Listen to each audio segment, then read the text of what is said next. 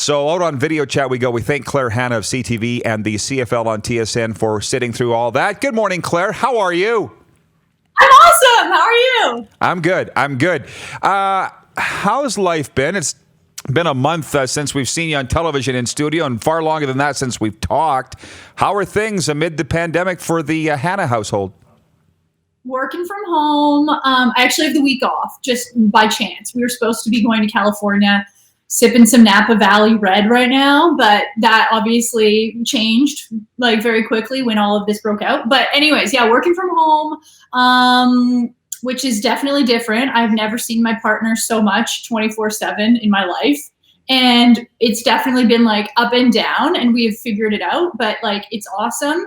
But it's challenging to be around somebody for so long. I feel like I shouldn't be saying all this bad stuff. It's all good, but you know what I mean? It's like a lot of adjustments, but these are total first world problems. I've got a job. I'm healthy. We're all good. Oh, believe me, I understand it. My wife's watching right now, and we have not. And actually, it's getting better instead of worse, so that's all cool, Claire. But trust me, I get it. But you know what? You talk about Kirk, your partner. You guys sure travel a lot. Would you mind telling our viewers just some of the places that you've been? You've been some pretty cool spots.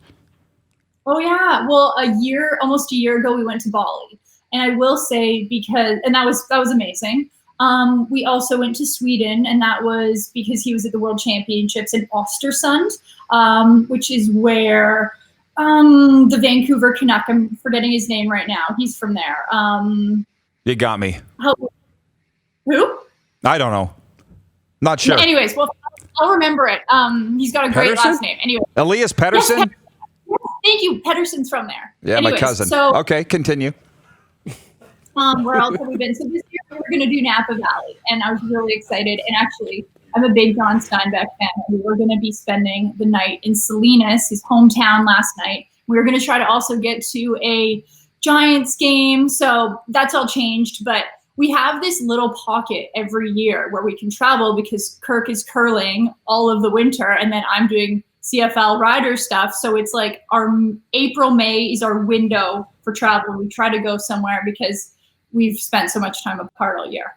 You know what? I'm going to ask you your take on the Dunstone rink news yesterday, but you mentioned the Riders. You're the sideline reporter for Rider games here in the CFL. So how closely are you following what's going on with the CFL on a day-by-day basis? Obviously, first the postponement of training camps, and now the commissioner saying, hey, we're hoping to play 18 games, but we won't be starting till July.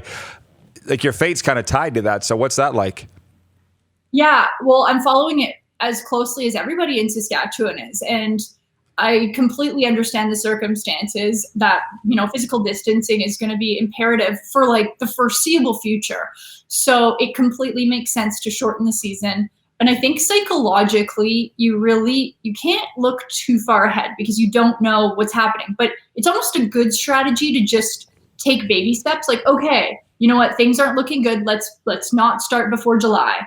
And then in a month, maybe two, reevaluate it and then move forward. Because I think if you're taking really long-term measured decisions right now, it's not good for all of our psyche because we're like, oh my gosh, we're going to be at home, physically distancing for, let's say they came out and said a year, that's not going to be good for our mental sanity. So let's just take these, little portions. But yeah, I think what Randy Ambrosie did is the good decision, and we're just going to have to see what happens.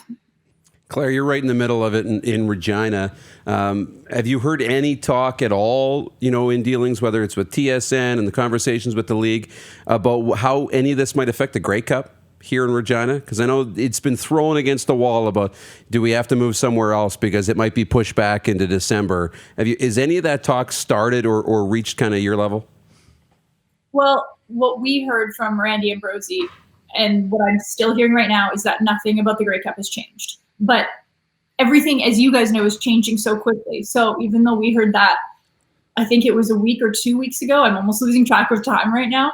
That's what we've heard, that it's still going. The Grey Cup is still like scheduled for Regina.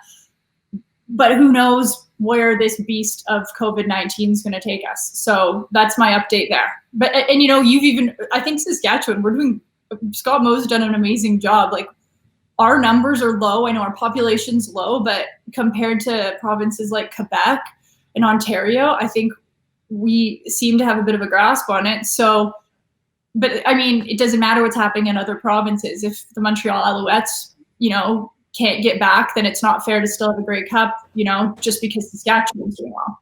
Yeah, of course. Now, I got to ask you this from a professional question about doing the sidelines. I think I've asked you this when you've been in here, but for those that might not have seen those appearances, doing the sidelines, Darren and I have agreed, I believe it's the hardest thing to do. If not the hardest, the second hardest thing, be a sideline reporter in sports.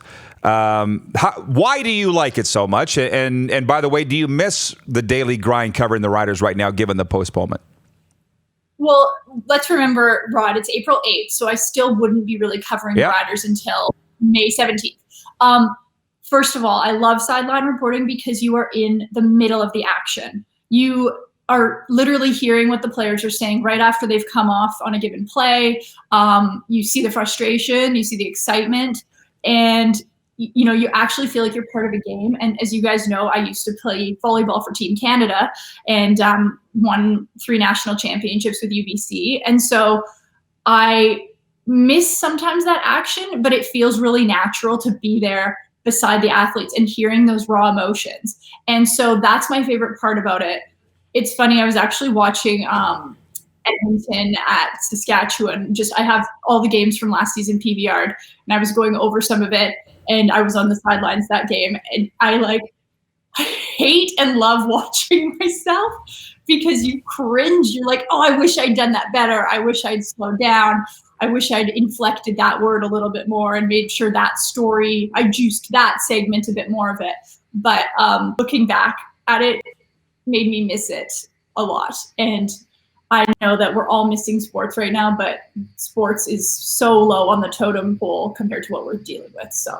Well, I'll tell you what, we talk about it here all the time. You're just watching game film of yourself. You're making corrections. If you didn't care, you wouldn't be getting ahead, right? So you can look at it that way.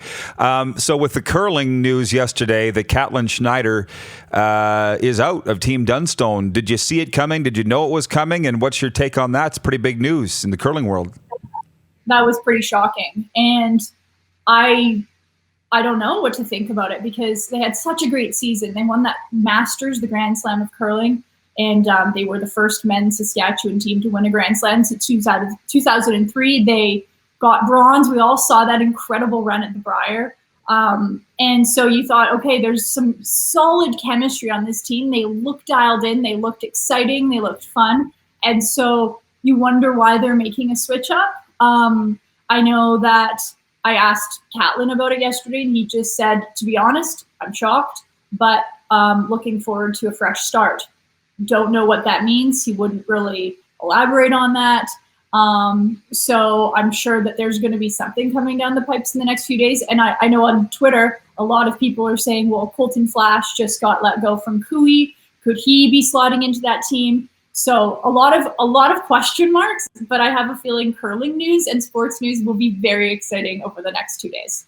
Absolutely. No doubt. Well, we'll stay on top of it. Follow Claire on Twitter. How can they find you on there, by the way? Hanna, CLAHANNA. All right, Claire, this has been awesome. We don't do it enough. I appreciate you finally finding time for us. And say hey to Kirk, and hopefully this is over soon. Thanks, you guys. Stay safe and healthy. You're watching Rod Pedersen On Demand. For more of The Rod Pedersen Show, visit rodpedersen.com or follow Rod Pedersen on social media.